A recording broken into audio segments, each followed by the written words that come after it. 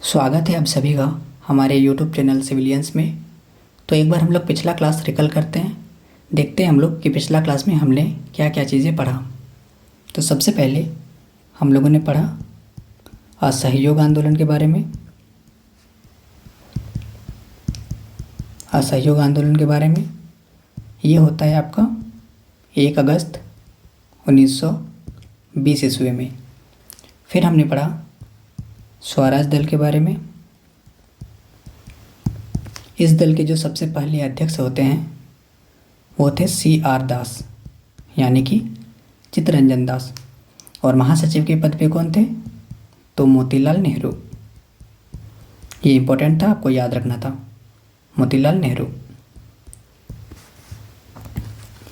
फिर हम लोगों ने पढ़ा साइमन कमीशन के बारे में।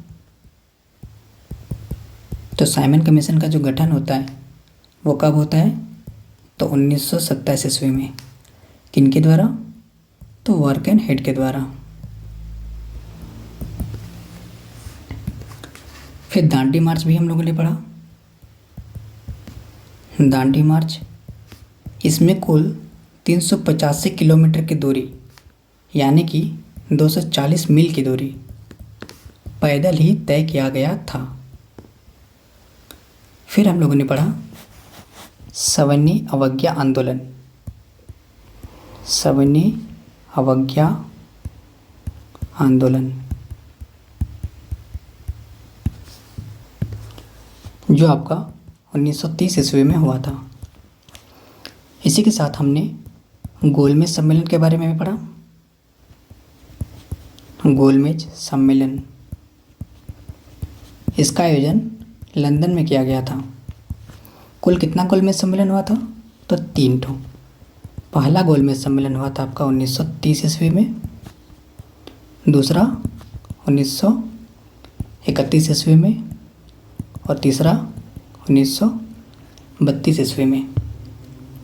और ये जो तीनों गोलमेज सम्मेलन था, ये तीनों गोलमेज सम्मेलन में जाने वाले कौन थे? तो एक थे तेज बहादुर सप्रू,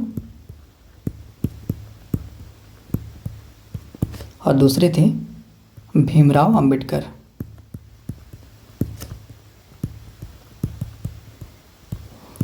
फिर हम लोगों ने गांधी इरविन समझौता के बारे में भी पढ़ा।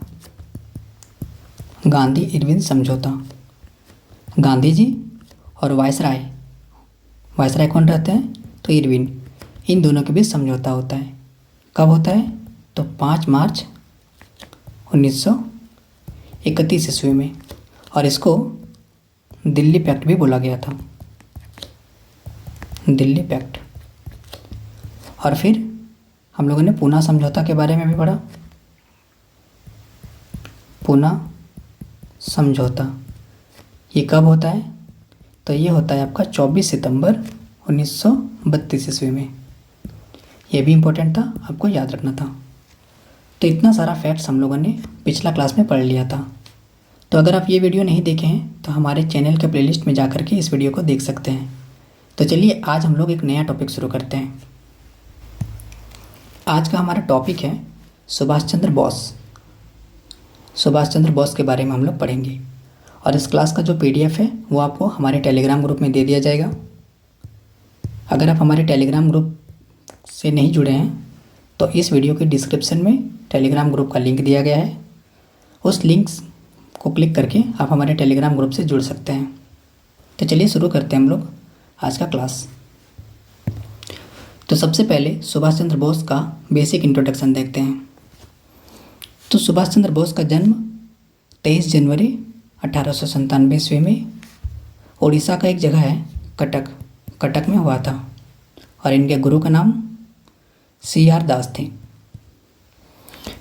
उसके बाद 1920 ईस्वी में सुभाष चंद्र बोस ने ICS परीक्षा पास कर लेते हैं, यानी कि Indian civil service exam pass कर लेते हैं। अभी का जो UPSC है, यही परीक्षा उस समय ICS के नाम से जाना जाता था, यानी कि इंडियन सिविल सर्विस एग्ज़ाम। तो इस परीक्षा को पास किए और जस्ट 1 साल बाद यानी कि 1921 ईस्वी में ही त्यागपत्र भी दे दिए। और त्यागपत्र देने के साथ राजनीति के क्षेत्र में उतर गए और फिर 1938 ईस्वी में गुजरात के हरिपुरा कांग्रेस अधिवेशन में अध्यक्षता की है।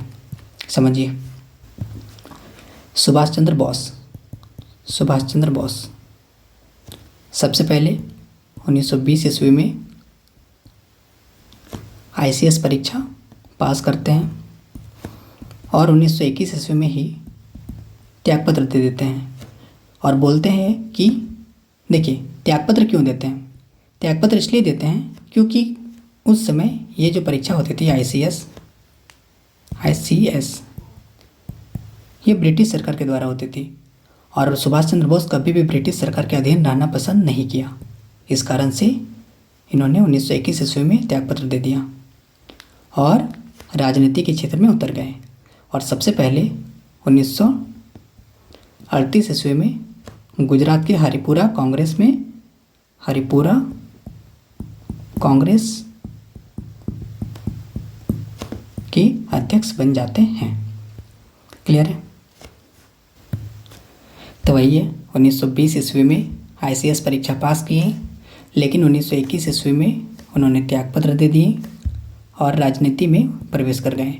फिर 1938 ईस्वी में गुजरात के हरिपुरा कांग्रेस अधिवेशन में अध्यक्ष बने। उसके बाद 1939 ईस्वी में मध्य प्रदेश के त्रिपुरी में महात्मा गांधी पट्टाभी सिद्धारामैया को अध्यक्ष बनाना चाहते थे, किंतु इस अधिवेशन में जब मतदान हुआ, इन मतदान द्वारा अध्यक्ष चुना गया तो सुभाष चंद्र बोस जीत जाते हैं और उन्हें अध्यक्ष बनाया जाता है, जिस कारण गांधी जी और सुभाष चंद्र बोस के बीच मतभेद हो गया। अब समझिए यहाँ हो क्या रहा है। तो सुभाष चंद्र बोस तो उतर गए राजनीति करने, यानी कि राजनीति के क्षेत्र में, और मध्य प्रदेश का एक जगह है त्रिपुरी, तो त्रिपुरी के अधिवेशन में मतदान होता है और मतदान जब होता है तो इसमें सुभाष चंद्र बोस जीत जाते हैं। जैसे सुभाष चंद्र बोस यहाँ जीतते हैं, इस अधिवेशन में जीत जाते हैं, तो इन्हें अध्यक्ष बनाया जाता है। अब यहाँ पे समझिए हो क्या रहा है। देखिए, सुभाष चंद्र बोस जो थे, सुभाष चंद्र बोस वो थे थोड़ा उग्रवादी टाइप के, यानी कि गरम दल के। लेकिन गांधी जी जो थे, गांधी जी ये थे शांत दिमाग के, यानी कि नरम दल के। और चूंकि सुभाष चंद्र बोस चुनाव जीत चुके हैं, यहाँ के अध्यक्ष भी बन चुके हैं, अगर सुभाष चंद्र बोस अगर अध्यक्ष बन जाते हैं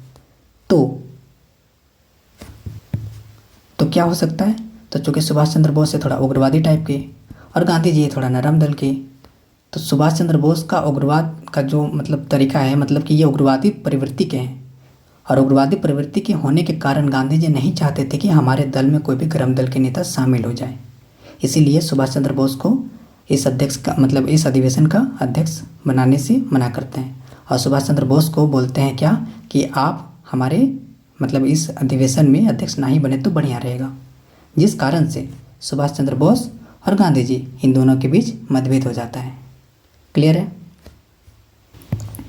तो वही लिखा है कि 1939 ईस्वी में मध्य प्रदेश के त्रिपुरी में महात्मा गांधी पट्टाभी सिद्धारामैया को अध्यक्ष बनाना चाहते थे। क्यों चाहते थे पट्टाभी सिद्धारामैया को? क्योंकि ये थे गांधीवादी विचारधारा के, यानी कि नरम दल के। कौन? पट्टाभी सिद्धारामैया। इसीलिए गांधी जी चाहते थे पट्टाभी सिद्धारामैया ही अध्यक्ष बने, लेकिन पट्टाभी सिद्धारामैया तो चुनाव हार जाते हैं, इसीलिए ये नहीं बन पाते हैं और जीत कौन जाते हैं? सुभाष चंद्र बोस जीत जाते हैं। तो वही लिखा है कि पट्टाभी सिद्धारामैया को अध्यक्ष बनाना चाहते थे, किंतु इस अधिवेशन में जब मतदान द्वारा अध्यक्ष चुना गया, मतदान द्वारा, तो कौन जीतते हैं? तो सुभाष चंद्र बोस जीत जाते हैं और उन्हें अध्यक्ष बनाया जाता है। अब जब ये अध्यक्ष बनते हैं तो गांधी जी और सुभाष चंद्र बोस के बीच मतभेद हो जाता है, क्योंकि गांधी जी हो गए अहिंसक प्रवृत्ति के और सुभाष चंद्र बोस हो गए उग्रवादी टाइप के। इसीलिए फिर सुभाष चंद्र बोस तथा गांधी जी के बीच मतभेद के कारण, जब मतभेद हो गया, इसी कारण सुभाष चंद्र बोस ने कांग्रेस से इस्तीफा दे दिया, यानी कि कांग्रेस से त्यागपत्र दे दिया और एक अलग पार्टी जिनका नाम था फॉरवर्ड ब्लॉक, तो फॉरवर्ड ब्लॉक की स्थापना 1939 ईस्वी में किया। फॉरवर्ड ब्लॉक जो था वो एक राष्ट्रवादी राजनीतिक दल था। क्लियर है? तो देखिए, तो यहाँ आपको सीधा याद रखना है कि सुभाष चंद्र बोस के द्वारा फॉरवर्ड ब्लॉक का स्थापना किया जाता है। उसके बाद है कांग्रेस के खाली पदों को कौन भरा? खाली पदों नहीं होगा, खाली पद को राजेंद्र प्रसाद ने भरा। यानी कि जब सुभाष चंद्र बोस कांग्रेस से इस्तीफा दे दिया ना, तो ये जो खाली पद था कौन भरा? तो राजेंद्र प्रसाद भरा। लेकिन गांधी जी तो चाहते थे पट्टाभी सिद्धारमैया अध्यक्ष बने, तो फिर ये क्यों नहीं आए? क्योंकि ये चुनाव हार चुके थे। और जब चुनाव हार चुके थे, यानी कि यहाँ पे तो सुभाष चंद्र बोस जीतते हैं ना, तो एक बार चुनाव हारने के बाद दोबारा पट्टाभी सिद्धारमैया को अच्छा नहीं लगा कि फिर से हम अध्यक्ष बन जाए, इसीलिए पट्टाभी सिद्धारमैया नहीं आए और उनका जगह कौन ले लिए? तो राजेंद्र प्रसाद। फिर 1940 ईस्वी में भड़काऊ भाषण के कारण सुभाष चंद्र बोस को जेल हो जाता है। तो जैसा कि मैंने आपको बताया, सुभाष चंद्र बोस थे थोड़े उग्रवादी टाइप के, तो वही हुआ जब ये भड़काऊ भाषण के कारण सुभाष चंद्र बोस को जेल हो जाता है। कब? 1940 ईस्वी में। उसके बाद सुभाष चंद्र बोस क्या करते हैं? तो 1941 ईस्वी में अपना दाढ़ी मूंछ बढ़ाकर पठान का रूप लेकर अफ़गानिस्तान भाग गए और फिर वहाँ के लोगों से समर्थन लेकर जर्मनी हिटलर से मिलने पहुँचे। जब सुभाष चंद्र बोस को जेल में कैद किया गया, तो ये अपना भेष लेते हैं बदल करके, और भेष बदल कर सबसे पहले कहाँ जाते हैं? अफ़गानिस्तान जाते हैं। और अफ़गानिस्तान जा कर के वहाँ के लोगों से समर्थन लेते हैं और चले जाते हैं जर्मनी जाते हैं हिटलर से मिलने के लिए। और जब हिटलर से मिलते हैं तो देखिए क्या होता है। तो हिटलर तथा सुभाष चंद्र बोस दोनों का दुश्मन ब्रिटेन था, इसीलिए हिटलर और बोस में एक वैचारिक संबंध स्थापित हो गया। यानी कि देखिए, हिटलर चाहता था कि हिटलर का जो दुश्मन था वो भी ब्रिटेन था, और सुभाष चंद्र बोस इनका तो दुश्मन था ही ब्रिटेन। यानी कि दोनों का एक ही टारगेट था कि इसको ब्रिटेन वासियों को, यानी कि अंग्रेज़ों को कैसे भी करके भगाओ, भारत से भगाओ, यानी कि ये लोग अच्छा से थुराए। और ये दोनों चाहते थे ये चीज़, जिस कारण से हिटलर और सुभाष चंद्र बोस के बीच एक बहुत ही अच्छा वैचारिक संबंध स्थापित हो जाता है। उसके बाद हिटलर के द्वारा ही बोस को, यानी कि सुभाष चंद्र बोस को नेताजी का उपाधि भी दिया जाता है। वेरी इंपॉर्टेंट क्वेश्चन सीधा आउट होगा यहाँ से कि सुभाष चंद्र बोस को नेताजी का उपाधि किसने दिया? तो आंसर हो जाएगा हिटलर। नेक्स्ट है, जिन भारतीय सैनिकों को हिटलर बंदी बनाया था। अब देखिए, बॉस और हिटलर तो आपस में अभी मिल गया, बॉस और हिटलर। अब ये प्लानिंग चल रहा है कि अंग्रेज़ों को कैसे पराजित किया जाए, तो इसके लिए सेना चाहिए। तो हिटलर के पास बहुत सारा सेना था, लेकिन उन सेना के अंदर अच्छा हथियार नहीं था। उस सेना के पास अच्छा हथियार भी नहीं था और प्रॉपर ट्रेनिंग भी नहीं था। तो ये दोनों जो कमी था, ये पूरा करने वाला कौन था? जापान। देखते हैं इसके बारे में। तो जिन भारतीय सैनिकों को हिटलर बंदी बनाया था, सुभाष चंद्र बोस ने इन्हें इंग्लैंड के विरुद्ध लड़ने के लिए प्रेरित किया। यानी कि जो सेना हिटलर के पास था, तो उन सैनिकों को इंग्लैंड के विरुद्ध लड़ने के लिए मोटिवेट किया। कौन किया? तो सुभाष चंद्र बोस। लेकिन इन सैनिकों को हथियार और ट्रेनिंग, ये दोनों चीज़ का बहुत ज़्यादा कमी था। और ये जो कमी था, इसको पूरा कौन करता है? तो जापान। यानी कि जापान सहयोग कर रहा है। किसका? तो सुभाष चंद्र बोस का भी, हिटलर का भी। और इसी के साथ इसके साथ ही अंडमान और निकोबार सुभाष चंद्र बोस को उपहार में भी दे दिया। ये भी इम्पोर्टेंट है। और सुभाष चंद्र बोस ने अंडमान निकोबार का नाम शहीद एवं स्वराज रखा। ये भी इम्पोर्टेंट क्वेश्चन है। अब देखिए एक बार शॉर्ट में। सुभाष चंद्र बोस और हिटलर आपस में मिल जाते हैं। मिलने के साथ ही हिटलर के द्वारा सुभाष चंद्र बोस को नेताजी का उपाधि भी दिया जाता है। और अब इन दोनों चाहते हैं कि कैसे भी करके ब्रिटेन को भारत से भगाएं, यानी कि ब्रिटेन को अच्छा से छोड़ना चाहते थे लोग। तो इसीलिए हिटलर के पास जितने सारे सेना था, जितने सारे सैनिक थे, तो उन सैनिकों को सुभाष चंद्र बोस अच्छा से मोटिवेट करते हैं इंग्लैंड के विरुद्ध लड़ने के लिए। लेकिन इन सैनिकों के अंदर अच्छा हथियार नहीं, मतलब इन सैनिकों के पास अच्छा हथियार नहीं था और ट्रेनिंग की भी कमी थी, जो जापान पूरा कर दिया, यानी जापान के द्वारा सहयोग किया गया। जापान इसमें मतलब सैनिकों को अच्छा हथियार भी दिया और ट्रेन भी करवा दिया। और सुभाष चंद्र बोस को अंडमान और निकोबार द्वीप समूह दे दिया गिफ्ट में, उपहार में। और सुभाष चंद्र बोस ने अंडमान निकोबार का नाम शहीद एवं स्वराज रखा। तो यहाँ तक क्लियर होगा चीज़। तो उसके बाद है सुभाष चंद्र बोस ने अपने सैनिकों में जोश भरते हुए जुबली हॉल में कहा कि तुम मुझे खून दो, मैं तुम्हें आज़ादी दूंगा। ये तो इम्पोर्टेंट क्वेश्चन है जो एग्ज़ाम में आता है। अब उसके बाद यहाँ पे देखिए सुभाष चंद्र बोस तैयार हो गए।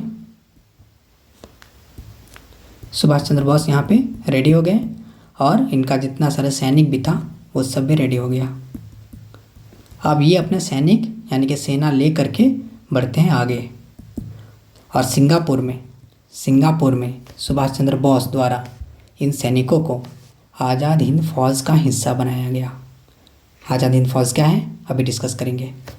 तो आज़ाद हिंद फौज में इन सैनिकों को शामिल किया गया और सुभाष चंद्र बोस ने कहा कि देखिए मेरा सैनिक तैयार है और हम अपने सैनिकों के साथ मिल करके मतलब आगे बढ़ रहे हैं और इतना बड़ा कदम मैं उठाने जा रहा हूँ जिस कारण से मुझे गांधी जी का सहयोग चाहिए। और इसी चीज़ में गांधी जी को सबसे पहले राष्ट्रपिता भी कहकर सुभाष चंद्र बोस ने मतलब गांधी जी को सबसे पहले राष्ट्रपिता भी सुभाष चंद्र बोस ही कहे थे। सुभाष चंद्र बोस के द्वारा कहा गया राष्ट्रपिता। ये क्वेश्चन इंपॉर्टेंट क्वेश्चन है। तो सिंगापुर में सुभाष चंद्र बोस द्वारा इन सैनिकों को आज़ाद हिंद फौज का हिस्सा बनाया गया और सर्वप्रथम बोस ने गांधी जी को राष्ट्रपिता कहकर संबोधित किया। तो क्वेश्चन सीधा आउट होगा कि गांधी जी को राष्ट्रपिता किनके द्वारा कहा गया है, तो आंसर हो जाएगा सुभाष चंद्र बोस। तो ये था सुभाष चंद्र बोस के बारे में। एक बार शॉर्ट में देखते हैं पूरा। तो सुभाष चंद्र बोस का जन्म होता है 23 जनवरी 1897 को उड़ीसा के कटक में। इनके गुरु का नाम था CR दास। फिर 1920 ईस्वी में Indian civil service exam Subhash Chandra Bose pass कर जाते हैं और अगले वर्ष त्यागपत्र दे देते हैं। फिर राजनीति के क्षेत्र में उतर जाते हैं और 1938 ईस्वी में सबसे पहले गुजरात के हरिपुरा कांग्रेस अधिवेशन में अध्यक्ष बन जाते हैं। फिर 1939 ईस्वी में मध्य प्रदेश के त्रिपुरी के अधिवेशन में जब अध्यक्ष के लिए मतदान होता है तो सुभाष चंद्र बोस जीत जाते हैं। लेकिन गांधी जी नहीं चाहते थे कि हमारे नेता मतलब इस अधिवेशन के कोई नेता उग्रवादी टाइप का हो, और सुभाष चंद्र बोस थे थोड़ा उग्रवादी टाइप के, जिस कारण से सुभाष चंद्र बोस मतलब गांधी जी सुभाष चंद्र बोस को इसकी अध्यक्षता करने से मना करते हैं और गांधी जी और सुभाष चंद्र बोस के बीच हो जाता है थोड़ा सा मतभेद। फिर बोस क्या करते हैं, सुभाष चंद्र बोस कांग्रेस से त्यागपत्र दे देते हैं और फिर अपना एक अलग पार्टी बनाते हैं। उस पार्टी का नाम रहता है फॉरवर्ड ब्लॉक, जो कि 1939 ईस्वी में बनाया गया था। कांग्रेस का जो खाली पद था उसको भरने वाले कौन थे, राजेंद्र प्रसाद। फिर 1940 ईस्वी में सुभाष चंद्र बोस को भड़काऊ भाषण के कारण जेल हो जाता है और फिर 1941 ईस्वी में सुभाष चंद्र बोस जेल से भाग जाते हैं और चले जाते हैं जर्मनी हिटलर से मिलने के लिए। और फिर जर्मनी और हिटलर के बीच अच्छा संबंध स्थापित हो जाता है। फिर हिटलर के द्वारा ही सबसे पहले सुभाष चंद्र बोस को नेताजी का उपाधि भी दिया जाता है। अब जितना भी सैनिक था किसके अंदर, मतलब किसके पास, हिटलर के पास। तो उन सब के अंदर ट्रेनिंग का कमी था, हथियार का कमी था, जो जापान के द्वारा हेल्प किया जाता है, यानी कि जापान ने मतलब ट्रेनिंग और हथियार सब प्रोवाइड करवाया। और अंडमान और निकोबार भी सुभाष चंद्र बोस को उपहार में दे दिया। फिर सुभाष चंद्र बोस ने अंडमान और निकोबार का नाम क्या रख देता है, तो स्वराज, शहीद एवं स्वराज रखता है। और उसके बाद सुभाष चंद्र बोस ने अपने सैनिकों में जोश भरते हुए ये कहा कि तुम मुझे खून दो, मैं तुम्हें आज़ादी दूंगा। और सिंगापुर में सुभाष चंद्र बोस द्वारा सैनिकों को आज़ाद हिंद फौज का हिस्सा बनाया गया। और फिर सबसे पहले गांधी जी को राष्ट्रपिता भी कहने वाले सुभाष चंद्र बोस ही थे। तो इतना सारे फैक्ट्स हम लोगों ने अभी डिस्कस किया। अब बढ़ते हैं नेक्स्ट टॉपिक में। अब देखते हैं हम लोग आज़ाद हिंद फौज ये क्या था। तो बस एक सेना की टुकड़ी थी। तो देखिए इसका जो गठन है, यानी कि इस फौज का जो गठन करने वाले थे, हालांकि संस्थापक तो सुभाष चंद्र बोस को ही बोला जाता है, लेकिन इस फौज का जो गठन करने के बारे में प्रारंभिक विचार देने वाले थे वो थे कैप्टन मोहन सिंह। देखिए इन्होंने गठन का मतलब इसके गठन का सर्वप्रथम विचार कैप्टन मोहन सिंह ने दिया, लेकिन स्थापना रास बिहारी बोस द्वारा किया जाता है। और बाद में सुभाष चंद्र बोस आज़ाद हिंद फौज के कप्तान बने और इस फौज का वास्तविक संस्थापक सुभाष चंद्र बोस ही को ही माना जाता है। तो ये थोड़ा सा कहानी है, इसको याद कर लीजिए सीधा। किस आज़ाद हिंद फौज का सबसे पहला जो विचार आया वो कौन थे, मतलब विचार देने वाले कैप्टन मोहन सिंह। लेकिन स्थापना किनके द्वारा किया जाता है, तो रास बिहारी बोस। क्योंकि रास बिहारी बोस जो थे थोड़े से एजेड हो चुके थे, यानी कि थोड़ा ओल्ड हो चुके थे, जिस कारण से बाद में जब सुभाष चंद्र बोस यहाँ के कप्तान बने तो सुभाष चंद्र बोस को ही इसका वास्तविक संस्थापक माना जाता है। बस इतना याद रखना है आपको।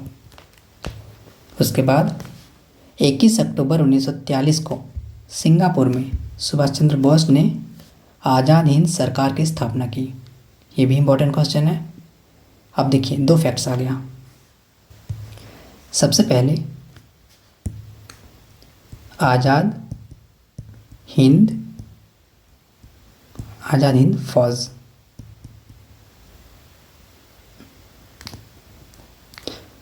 आज़ाद हिंद फौज और फिर आज़ाद हिंद सरकार। तो ये जो है आज़ाद हिंद सरकार, ये तो पूरे सुभाष चंद्र बोस के द्वारा ही बनाया जाता है। और आज़ाद हिंद फौज के बारे में अभी मैंने आपको बताया कि सबसे पहले विचार देने वाले कैप्टन मोहन सिंह, बाद में स्थापना करने वाले रास बिहारी बोस, और बाद में सुभाष चंद्र बोस यहाँ के अध्यक्ष बने, यानी कि कप्तान बने। और फिर सुभाष चंद्र बोस को ही वास्तविक संस्थापक माना जाता है। लेकिन आज़ाद हिंद सरकार बोलेगा तो इसका गठन किया जा रहा है सुभाष चंद्र बोस के द्वारा। किस जगह से, तो सिंगापुर से। तो ये इम्पोर्टेंट है। और कब किया जा रहा है, तो ये डेट भी इम्पोर्टेंट है, 1943 ईस्वी। देखते हैं आगे। अब मणिपुर के इम्फाल से सुभाष चंद्र बोस ने जय हिंद तथा दिल्ली चलो का नारा दिया। ये भी बहुत इंपॉर्टेंट क्वेश्चन है, एग्जाम में डायरेक्ट आउट होगा कि सबसे पहले दिल्ली चलो का नारा किसके द्वारा दिया गया, तो आंसर हो जाएगा सुभाष चंद्र बोस। और जय हिंद ये भी सुभाष चंद्र बोस के द्वारा दिया गया। क्लियर है।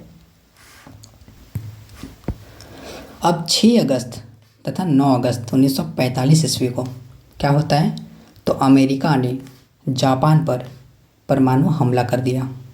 जापान पर परमाणु बम से मतलब परमाणु हमला कर देता है 6 अगस्त और 9 अगस्त को, जिस कारण सुभाष चंद्र बोस ने जापान छोड़ दिया।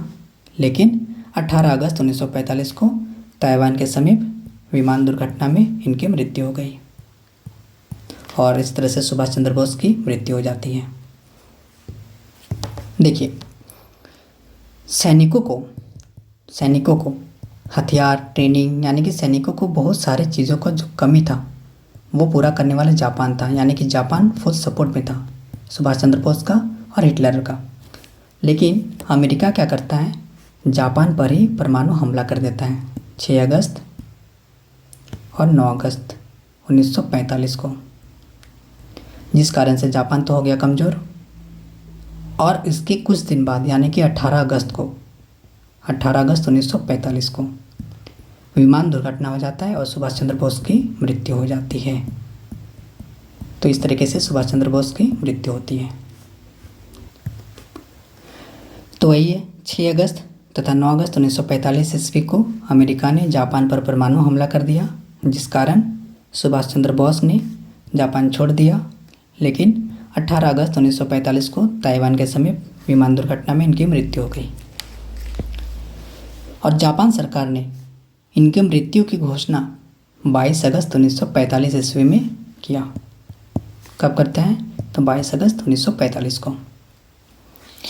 इनकी मृत्यु के बाद आज़ाद हिंद फौज के सैनिकों पर लाल किला में मुकदमा चलाया गया। ये इंपॉर्टेंट है, याद रखना है आपको कि लाल किला में मुकदमा चलाया जाता है। किन पर? तो आज़ाद हिंद फौज के सैनिकों पर, जितने सारे सैनिक रहते हैं इस फौज में सब पर। और इन सैनिकों की वकालत किसने किया था? तो ये भी इंपॉर्टेंट है, आपको याद रखना है, जवाहरलाल नेहरू के द्वारा और तेज बहादुर और के.एन. काटजू जैसे वकीलों ने किया। तो ये भी आपको याद रख लेना है। एक बार शॉर्ट में देखते हैं आज़ाद हिंद फौज के बारे में। तो आज़ाद हिंद फौज के बारे में सबसे पहले विचार देने वाले कैप्टन मोहन सिंह थे और बाद में इसका स्थापना किनके द्वारा किया गया? रासबिहारी बोस के द्वारा। बाद में सुभाष चंद्र बोस जब इस फौज के कप्तान बने तो सुभाष चंद्र बोस को वास्तविक संस्थापक माना जाने लगा। फिर 1943 ईस्वी में सिंगापुर में सुभाष चंद्र बोस ने आज़ाद हिंद सरकार की स्थापना किया। फिर मणिपुर के इम्फाल में से सुभाष चंद्र बोस ने जय हिंद और दिल्ली चलो का नारा भी दिया गया।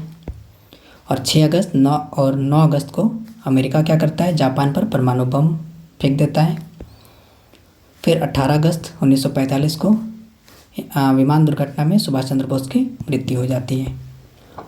और जापान सरकार के द्वारा सुभाष चंद्र बोस का जो मृत्यु हुआ उसका घोषणा कब किया गया? तो 22 अगस्त 1945 में। और इनकी जो मृत्यु हुआ उसके बाद आज़ाद हिंद फौज के सैनिकों पर कहाँ पे मुकदमा चलाया गया? तो लाल किला में। और इसका जो वकालत है वो जवाहरलाल नेहरू, तेज बहादुर और के.एन. काटजू जैसे वकीलों ने किया। तो इतना सारा फैक्ट्स हम लोगों ने पढ़ा आज़ाद हिंद फौज के बारे में। तो ये टॉपिक यहाँ पे ख़त्म होता है। अब बढ़ते हैं हम लोग नेक्स्ट टॉपिक में। नेक्स्ट टॉपिक है हमारा मुस्लिम लीग। देखते हैं इसके बारे में। तो इसका जो स्थापना है वो ढाका में होता है। वर्तमान जो बांग्लादेश की राजधानी है ढाका, वहाँ पे ढाका में 1906 ईस्वी में होता है। आगा खां एवं सलीमुल्लाह खान ने किया। इंपॉर्टेंट है, याद रखना है। सीधा क्वेश्चन यहाँ से बनेंगे। फिर इस समय वायसराय कौन थे? तो मिंटू सेकेंड। फिर 1909 ईस्वी में मुस्लिम लीग की मांग पर मुसलमानों की पृथक निर्वाचन क्षेत्र मिल गया, जिस कारण कांग्रेस तथा लीग में विवाद होने लगा। देखिए हुआ क्या यहाँ पे। तो जब मुस्लिम लीग की मांग पर, यानी कि 1909 में मुस्लिम लीग का क्या मांग था कि मुसलमानों को अलग क्षेत्र दिया जाए।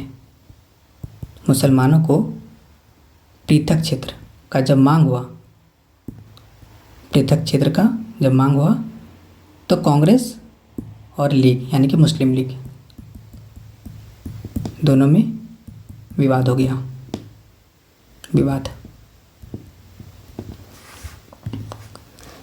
अब एनी बेसेंट तथा तिलक जी के सहयोग से 1916 ईस्वी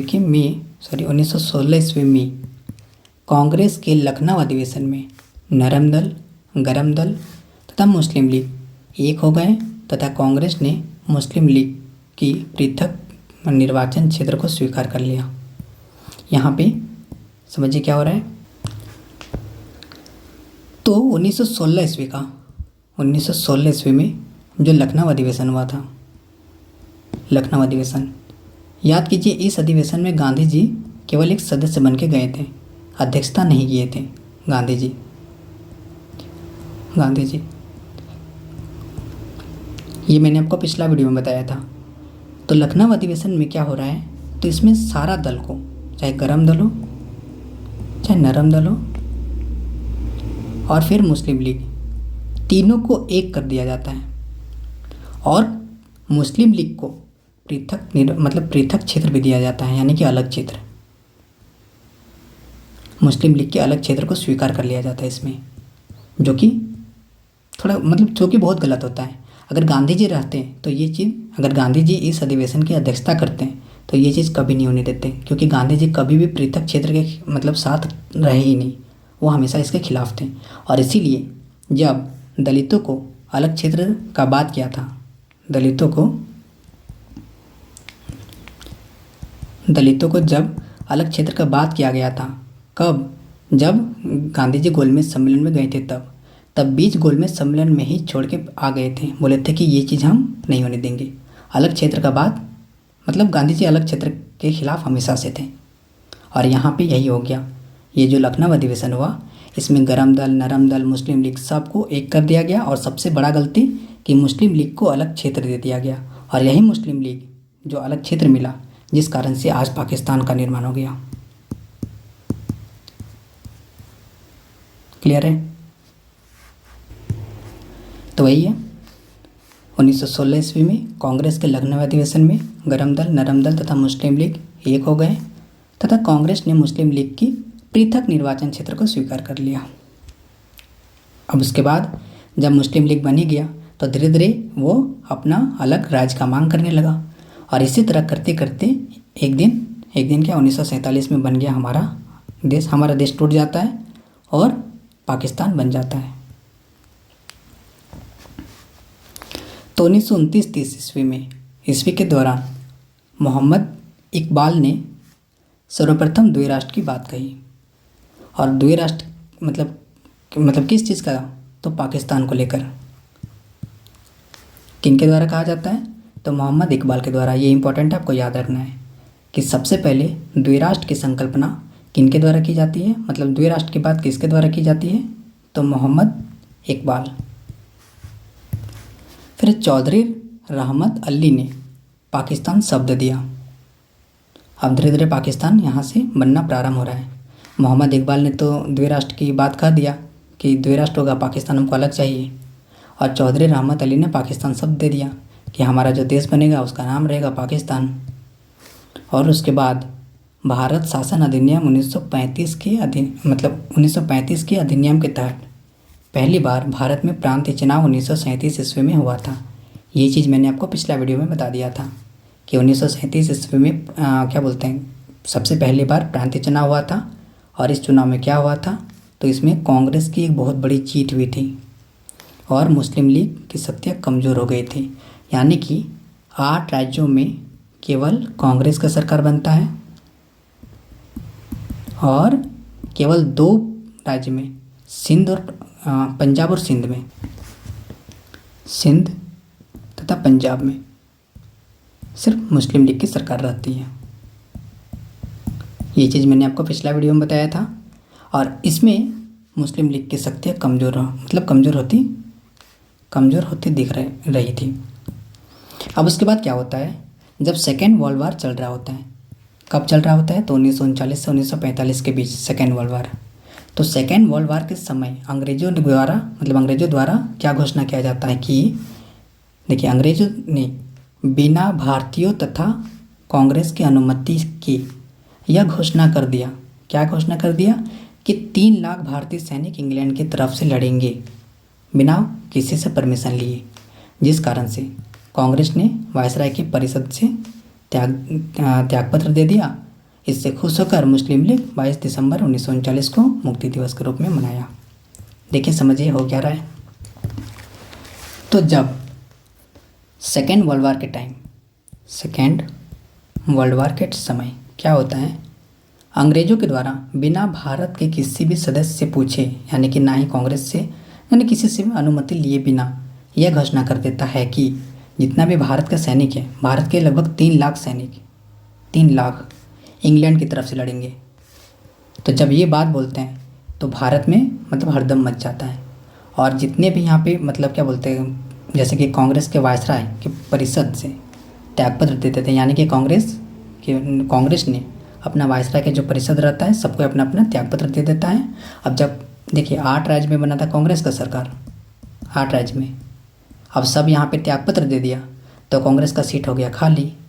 और मुस्लिम लीग जो शक्ति कमज़ोर हुआ था ये हो गया थोड़ा स्ट्रांग, जिस कारण से मुस्लिम लीग खुश हो गया और खुश हो करके 1939 ईस्वी में मुक्ति दिवस के रूप में मनाया कि आज हमें मुक्ति मिल गई इन लोग से। क्लियर है। फिर 1940 ईस्वी में मुस्लिम लीग का लाहौर अधिवेशन हुआ। मुस्लिम लीग का अब मुस्लिम लीग का अधिवेशन होने जा रहा है, तो आप समझ सकते हैं, मतलब अंदाज़ा लगा सकते हैं कि यहाँ पे किस चीज़ का बात रखेगा ये लोग। और इसकी अध्यक्षता कौन कर रहा है? तो जिन्ना कर रहा है, जिसकी अध्यक्षता जिन्ना ने किया।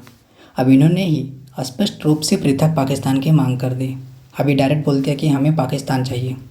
कौन बोल दिया? मोहम्मद अली जिन्ना। क्लियर है। तो सबसे पहले पृथक पाकिस्तान की जो डायरेक्ट रूप, मतलब सीधा समझ लीजिए कि पाकिस्तान का डायरेक्ट मांग करने वाले सबसे पहले मतलब जिन्ना ही थे। लेकिन ये जो था मोहम्मद इकबाल, ये सिर्फ द्वि राष्ट्र की बात कहा था। सबसे पहले द्वि राष्ट्र की बात किसने कहा था? तो मोहम्मद इकबाल। और यहाँ पे जिन्ना पृथक पाकिस्तान का मांग कर दिया 1940 के लाहौर अधिवेशन में। फिर 1945 ईस्वी में लॉर्ड वेवेल ने भारत की विभिन्न पार्टियों को आपसी समन्वय तथा सहयोग बनाए रखने के लिए शिमला सम्मेलन बुलाया। यानी कि ये जो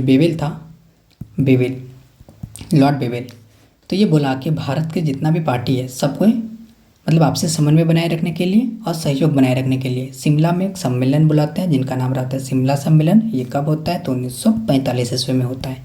इसके बारे में हम लोग डिटेल्स में कल के वीडियो में चर्चा करेंगे, अभी नहीं। अभी सिर्फ इतना समझ लीजिए यहाँ पे क्या हो रहा है। तो 1945 में लॉर्ड वेवेल ने क्या मतलब लॉर्ड वेवेल भारत के विभिन्न पार्टियों को आपसे समन्वय रखने के लिए बोलता है और सहयोग बनाए रखने के लिए बोलता है। इसीलिए शिमला में एक सम्मेलन बुलाया जाता है, उसको शिमला सम्मेलन बोला गया। लेकिन इसमें होता क्या है?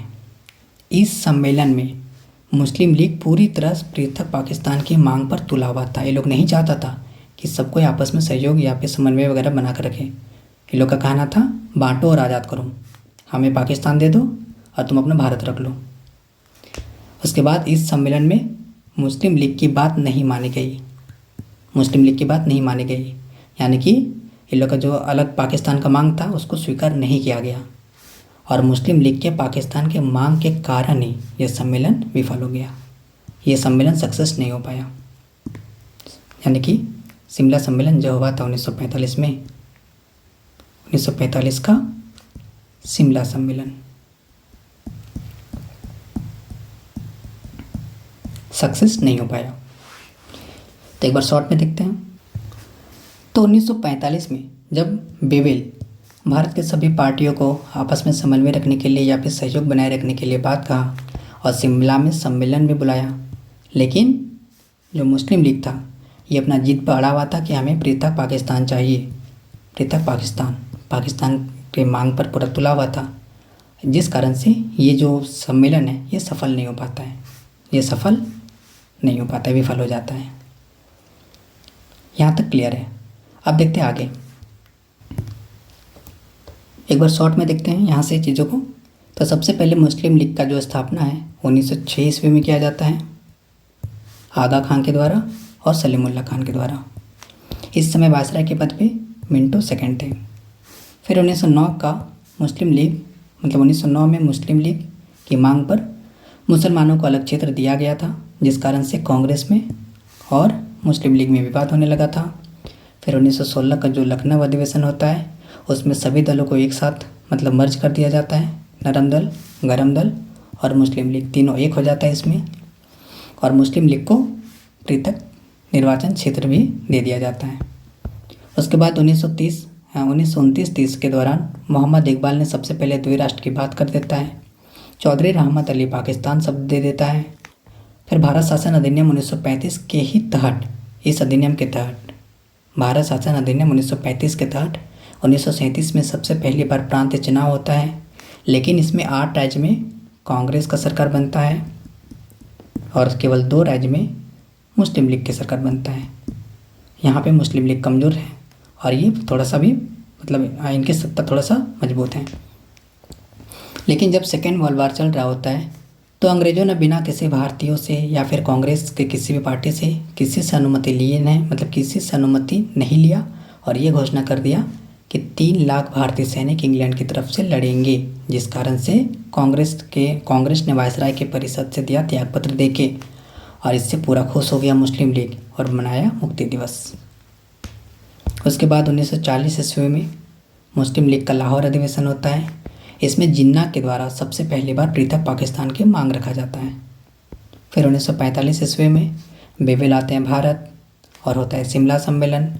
लेकिन मुस्लिम लीग का जो पृथक पाकिस्तान का जो मांग था ये समाप्ति नहीं हो रहा था। ये अपना पृथक पाकिस्तान के मांग को लेकर के अड़े हुए थे, जिस कारण से ये सम्मेलन विफल हो जाता है। तो इतना सारा फैक्ट्स हम लोगों ने अभी पढ़ा। अब बढ़ते हैं नेक्स्ट टॉपिक। नेक्स्ट है हमारा प्रत्यक्ष कार्यवाही दिवस, डायरेक्ट एक्शन प्लान। जब जिन्ना को लगा कि कुछ बड़ा एक्शन नहीं लेने पर हमें पाकिस्तान नहीं मिलेगा, पाकिस्तान मुझे नहीं मिलने वाला है, तो इसीलिए जिन्ना के द्वारा मनाया जाता है डायरेक्ट एक्शन प्लान, यानी कि मुझे कैसे भी करके अब पाकिस्तान चाहिए। क्लियर है?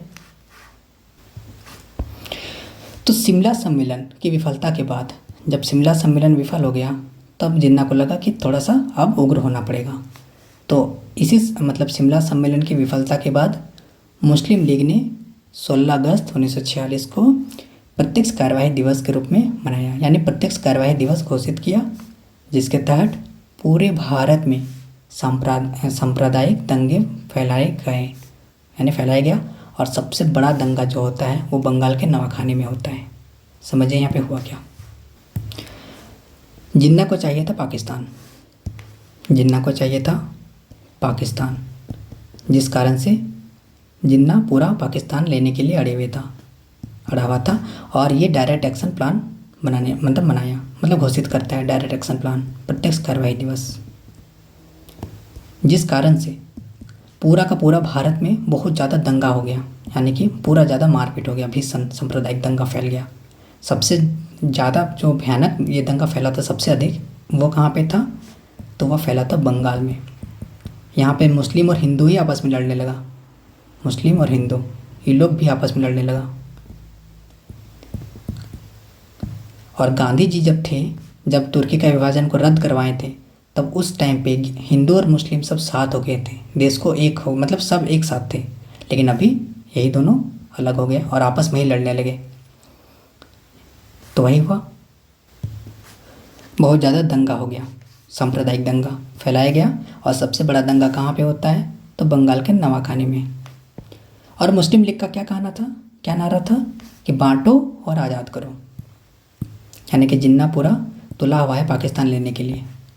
अब इन दंगों से तंग आकर कांग्रेस ने CR फार्मूला, यानी कि चक्रवर्ती राजगोपालाचारी द्वारा तैयार किया गया फार्मूला के आधार पर पृथक पाकिस्तान को अवधारणा रखा गया, यानी कि पाकिस्तान किस तरीके से अलग होगा, ये CR फार्मूला के तहत वगैरह, CR फार्मूला का कंसेप्ट पर ही पाकिस्तान की अवधारणा को रखा गया। और फिर इस समय लॉर्ड माउंटबेटन को भारत बुलाया जाता है, यानी कि लॉर्ड माउंटबेटन भारत आते हैं। और लॉर्ड माउंटबेटन को देखते हैं यहाँ पे क्या लिखा है। तो इस समय लॉर्ड माउंटबेटन को भारत इस सलाह पर भेजा गया था कि यथासंभव भारत को संयुक्त रखें, लेकिन सांप्रदायिक दंगों से तंग आकर माउंटबेटन ने भी CR फार्मूला का ही समर्थन किया और बाल्कन प्लान के तहत 14 अगस्त 1947 ईस्वी को भारत का विभाजन कर दिया। थोड़ा अच्छा से समझिए यहाँ पे हुआ क्या। मुस्लिम लीग का जब नारा था, मुस्लिम लीग ने नारा दिया बांटो और आज़ाद करो, और जिन्ना पूरा तुला हुआ था पाकिस्तान चाहिए। अब उस समय देश को आज़ादी भी मिल रहा था 15 अगस्त को, तो देश को आज़ाद करना भी ज़रूरी था। और जिस तरह से जिन्ना तुला हुआ था पाकिस्तान अपना अलग देश लेने के लिए, तो इस समय भारत में किसी को समझ नहीं आ रहा था कि क्या किया जाए। तो लॉर्ड माउंटबेटन को भारत इस सलाह पर भेजा गया। किस सलाह पर? कि देखिए भारत में अभी बहुत ज़्यादा सांप्रदायिक दंगे हो रहे हैं, तो आप कोशिश कीजिएगा, ये बात माउंटबेटन को बोला जाता है कि आप कोशिश कीजिएगा कि भारत को जितना ज़्यादा हो सके संयुक्त रखा जाए, ज़्यादा मतलब भारत टूटना नहीं चाहिए, इस शर्त के साथ ये भारत आते हैं। लेकिन जब भारत आते हैं माउंटबेटन और भारत का कंडीशन देखते हैं तो इसको भी लग जाता है कि अब कुछ नहीं होने वाला है, तो ये जिन्ना पाकिस्तान लेकर ही जाएगा, जिन्ना को पाकिस्तान लेकर ही जाएगा। तो इतना ज़्यादा सांप्रदायिक दंगे हुआ जिससे तंग आकर माउंटबेटन ने खुद CR फार्मूला का समर्थन किया और बाल्कन प्लान के तहत 14 अगस्त 1947 को भारत का दिया विभाजन करके, और आज हमारा भारत टूट चुका है और अलग देश पाकिस्तान बन चुका है। पाकिस्तान, तो पाकिस्तान का विभाजन भारत का विभाजन हो जाता है। कब होता है? 14 अगस्त को 1947, और जस्ट एक दिन के बाद हमें आज़ादी मिल जाती है 15 अगस्त 1947 को। फिर मैकॉल रेडक्लिफ के नेतृत्व में भारत पाकिस्तान के बीच रेडक्लिफ नामक विभाजन रेखा खींच दी गई। तो ये क्वेश्चन भी इम्पोर्टेंट है, सीधा क्वेश्चन बनता है कि भारत और पाकिस्तान के बीच कौन सा रेखा है? तो रेडक्लिफ रेखा। मोहम्मद अली जिन्ना को पाकिस्तान का निर्माता कहा गया है। फिर लियाकत अली पहले प्रधानमंत्री बने, कहाँ के?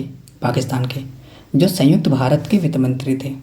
यानी कि जब अखंड भारत था, अखंड भारत मतलब पूरा, नक्शा अच्छा से नहीं बन पाया, तो अखंड भारत का जो मतलब वित्त मंत्री के पद पे थे लियाकत अली, वे बन जाते हैं जब भारत खंडित हो गया तो पाकिस्तान के प्रधानमंत्री बन जाते हैं। तो ये था हमारा आज का टॉपिक। एक बार शॉर्ट में समरी करते हैं चीज़ों को, तो देखते हैं, एक बार समरी करते हैं यहाँ से। तो प्रत्यक्ष कार्रवाई दिवस, तो शिमला सम्मेलन जब विफल हुआ तब मुस्लिम लीग को लगा कि हमें पाकिस्तान ऐसे मिलने वाला नहीं है, कुछ बड़ा एक्शन लेना पड़ेगा। तो प्रत्यक्ष कार्रवाई दिवस प्रत्यक्ष कार्रवाई दिवस की घोषणा करते हैं 16 अगस्त 1946 को। और फिर मुस्लिम लीग ने कहा कि बांटो और आज़ाद करो, और जिस कारण से भारत में बहुत ज़्यादा सांप्रदायिक दंगे फैलने लगा। और फिर इस समय आते हैं माउंटबेटन भारत, इसको बोला जाता है कि भारत को जितना ज़्यादा हो सके संयुक्त रखिएगा। और लेकिन यहाँ पे जिस तरह से सांप्रदायिक दंगा फैल रहा था, माउंटबेटन के लिए ये बहुत ही बड़ा चैलेंज था कि भारत को एक साथ संयुक्त नहीं रखा जा सकता था। संयुक्त रखना माउंटबेटन के लिए बहुत बड़ा चैलेंज हो गया। और लास्ट में तंग आकर के माउंटबेटन ने CR फार्मूला का समर्थन कर दिया, और फिर बाल्कन प्लान के तहत 14 अगस्त 1947 को भारत का विभाजन कर दिया, और फिर भारत और पाकिस्तान के बीच रेडक्लिफ नामक रेखा खींच दी गई। तो इस तरह से पाकिस्तान का निर्माण हो जाता है, और मोहम्मद अली जिन्ना को पाकिस्तान का निर्माता कहा जाता है। लियाकत अली सबसे पहले प्रधानमंत्री बनते हैं, कहाँ के? तो पाकिस्तान के। तो ये था हमारा आज का क्लास, जिनमें हम लोग पाकिस्तान किस तरह से टूटा यहाँ तक हम लोग डिस्कस किए। नेक्स्ट वीडियो में हम लोग ये डिस्कस करेंगे कि हमारे भारत में आज़ादी किस तरीके से मिली। अभी आज़ादी का थोड़ा स्टेप बाकी है, वो कल के क्लास में हम लोग पूरा करेंगे। तो आज का क्लास हम लोग यहीं तक रखते हैं। वीडियो देखने के लिए थैंक यू।